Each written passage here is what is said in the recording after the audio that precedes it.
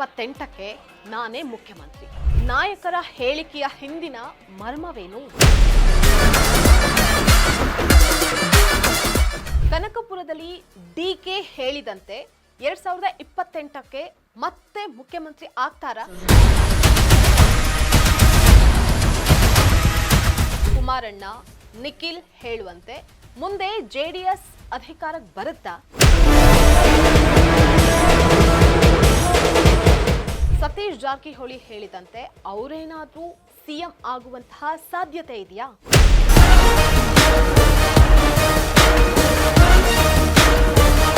ಈಗಾಗಲೇ ಯಾಕೆ ಸಿಎಂ ಉಸಾಬರಿ ಮುಂದಿದೆ ಅಲ್ವಾ ದೊಡ್ಡ ಮಾರಿ ಹಬ್ಬ.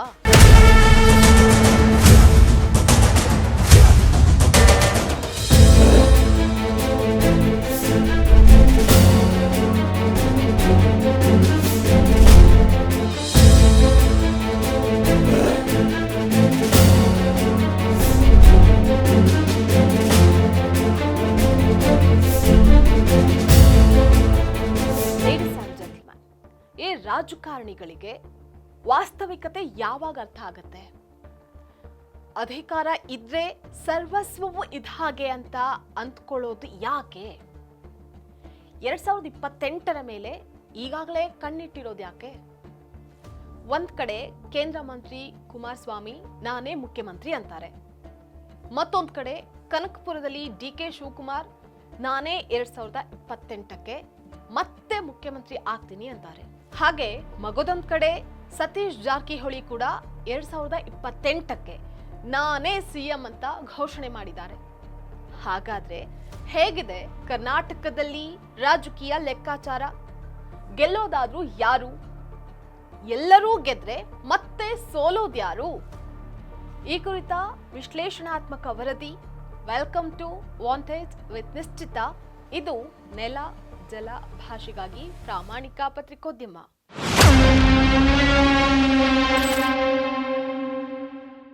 ಮುಂದಿನ 2 ವರ್ಷಕ್ಕಷ್ಟೇ ನಾನು ಸಿಎಂ ಆದ್ರೆ ಸಾಕ? 28ರ ವಿಧಾನಸಭೆ ಚುನಾವಣೆಗೂ ನನ್ನದೇ ನಾಯಕತ್ವ, ನಾನೇ ಮುಖ್ಯಮಂತ್ರಿ ಅಂತ ಹೇಳೋದ್ರ ಮೂಲಕ ಮುಖ್ಯಮಂತ್ರಿ ಡಿಕೆ ಶಿವಕುಮಾರ್ ಅವರು ಸ್ವಪಕ್ಷದಲ್ಲಿ ಮುಖ್ಯಮಂತ್ರಿ ಕನಸು ಕಾಣ್ತಾ ಇರುವಂತಹ ಮುಖಂಡರಿಗೆ ಸಖತ್ತಾಗಿ ಪಂಚನ ಕೊಟ್ಟಿದ್ದಾರೆ. ರಾಜ್ಯ ಕಾಂಗ್ರೆಸ್ ಪಾಳ್ಯದಲ್ಲಿ 2028ಕ್ಕೆ ನಾನೇ ಮುಖ್ಯಮಂತ್ರಿ ಅಭ್ಯರ್ಥಿ ಅಂತ ಲೋಕೋಪಯೋಗಿ ಇಲಾಖೆಯ ಸಚಿವ ಸತೀಶ್ ಜಾರಕಿಹೊಳಿ ಸೇರಿದಂತೆ ಕೆಲವರು ಈಗಾಗಲೇ ಕನಸನ್ನ ಕಾಣ್ತಾ ಇದ್ದಾರೆ. ಆ ಕನಸಿಗೆ ಮುಖ್ಯಮಂತ್ರಿ ಡಿಕೆ ಶಿವಕುಮಾರ್ ಅವರು ತಣ್ಣೀರ್ ಎರಚುವಂತಹ ಕೆಲಸ ಮಾಡಿದ್ದಾರೆ.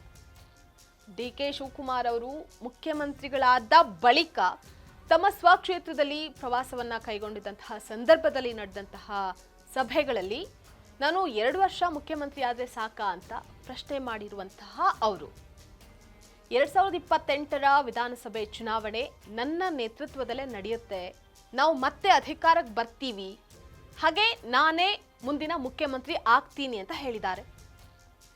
ಇದು ಕಾಂಗ್ರೆಸ್ನಲ್ಲಿ ಮತ್ತಷ್ಟು ಕಿಡಿಯನ್ನ ಹೊತ್ತಿಸಿದೆ.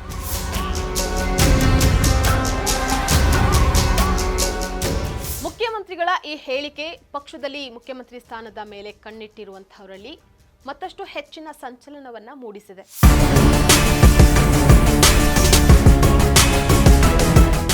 2023ರ ವಿಧಾನಸಭೆ ಚುನಾವಣೆ ಮುಗಿದು ಸಿದ್ದರಾಮಯ್ಯ ಅವರ ನೇತೃತ್ವದಲ್ಲಿ ಕಾಂಗ್ರೆಸ್ ಅಧಿಕಾರಕ್ಕೆ ಬಂದಾಗಿಂದಲೂ ಕೂಡ ಮುಖ್ಯಮಂತ್ರಿ ಬದಲಾವಣೆಯ ಕುರಿತು ಮಾತುಗಳು ಆಗಾಗ ಕೇಳಿಬರ್ತಾನೆ ಇತ್ತು.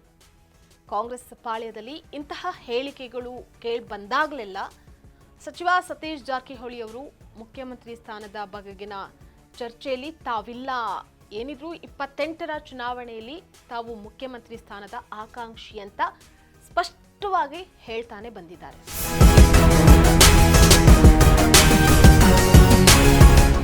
ಯಾವಾಗ ಸಿದ್ದರಾಮಯ್ಯ ಅವರನ್ನ ಬದಲಾಯಿಸಿ ಡಿಕೆ ಶಿವಕುಮಾರ್ ಅವರನ್ನ ಮುಖ್ಯಮಂತ್ರಿ ಮಾಡ್ತಾರೆ ಅನ್ನುವಂತಹ ಸುದ್ದಿ ಖಚಿತವಾಯಿತು, ಆಗಿಂದ ಸಚಿವ ಸತೀಶ್ ಜಾರಕಿಹೊಳಿ ಅವರು ಡಿಕೆ ಶಿವಕುಮಾರ್ ಅವರನ್ನ ತೆರವುಗೊಳಿಸಲಿರುವಂತಹ ಕೆಪಿಸಿಸಿ ಅಧ್ಯಕ್ಷ ಸ್ಥಾನದ ಮೇಲೆ ಕಣ್ಣು ಹಾಕಿದ್ರು.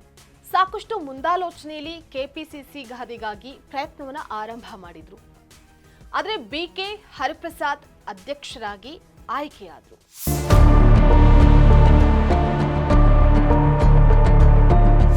ಹೆಚ್ಚು ಕಡಿಮೆ ಡಿ.ಕೆ. ಶಿವಕುಮಾರ್ ಅವರು ಮುಖ್ಯಮಂತ್ರಿ ಆಗ್ತಾನೆ ಕೆಪಿಸಿಸಿ ಗಾದಿಯನ್ನ ಸತೀಶ್ ಜಾರಕಿಹೊಳಿ ಅವರು ಅಲಂಕರಿಸಿದ್ದಾರೆ ಅನ್ನುವಂತಹ ವಾತಾವರಣ ಸೃಷ್ಟಿಯಾಗಿತ್ತು. ಈ ವೇಳೆ ಪಕ್ಷದ ವರಿಷ್ಠರು ಒಬ್ಬರಿಗೆ ಒಂದು ಹುದ್ದೆ ಅನ್ನುವಂತಹ ನಿಯಮವನ್ನ ಪಾಲನೆ ಮಾಡೋದಕ್ಕೆ ಮುಂದಾದಾಗ ಸತೀಶ್ ಜಾರಕಿಹೊಳಿ ಅವರು ಕೆಪಿಸಿಸಿ ಅಧ್ಯಕ್ಷ ಸ್ಥಾನದ ಜೊತೆಗೆ ಮಂತ್ರಿ ಸ್ಥಾನವನ್ನ ಕೊಡಬೇಕು ಅನ್ನುವಂತಹ ನಿಲುವಿಗೆ ಅಂಟ್ಕೊಂಡ್ರು.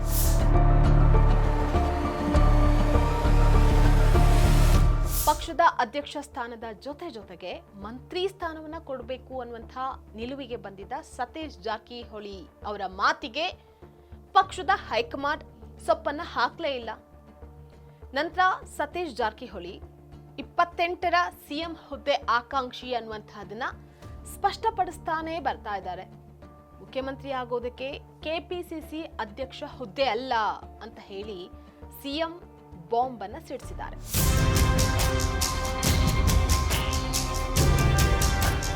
ಇನ್ನು ಕುಮಾರಸ್ವಾಮಿ ಅವರು ಕೂಡ 2028ಕ್ಕೆ ಮುಖ್ಯಮಂತ್ರಿ ಆಗ್ಬೇಕು ಅಂತ ಹೇಳಿ ಪಣ ತೊಟ್ಟಿದ್ದಾರೆ. ಈ ಹಿಂದೆ ಮುಖ್ಯಮಂತ್ರಿ ಆಗಿದ್ದಾಗ ಮಾಡಿರುವಂತಹ ಕೆಲಸಗಳು ಜನರ ಮನಸ್ಸಲ್ಲಿದೆ.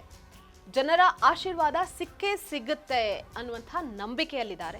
ಕಾಂಗ್ರೆಸ್ನ ಒಳ ಜಗಳದಿಂದ ಕಾಂಗ್ರೆಸ್ ಸೋಲುತ್ತೆ, ಬಿಜೆಪಿ ಕೂಡ ಕುಮಾರಣ್ಣ ಮುಖ್ಯಮಂತ್ರಿ ಆಗೋದಕ್ಕೆ ಗ್ರೀನ್ ಸಿಗ್ನಲ್ ಅನ್ನ ಕೊಡುತ್ತೆ ಅಂತ ಜೆಡಿಎಸ್ ವಿಶ್ವಾಸದಲ್ಲಿದೆ.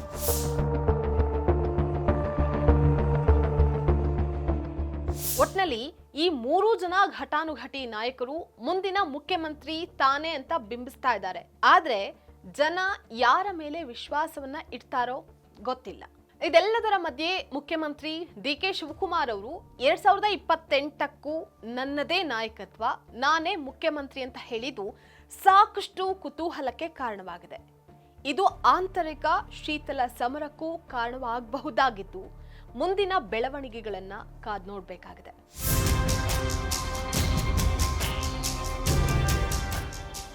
ಇದಾಗಿತ್ತು ವಾಂಟೇಜ್ ವಿತ್ ನಿಶ್ಚಿತ.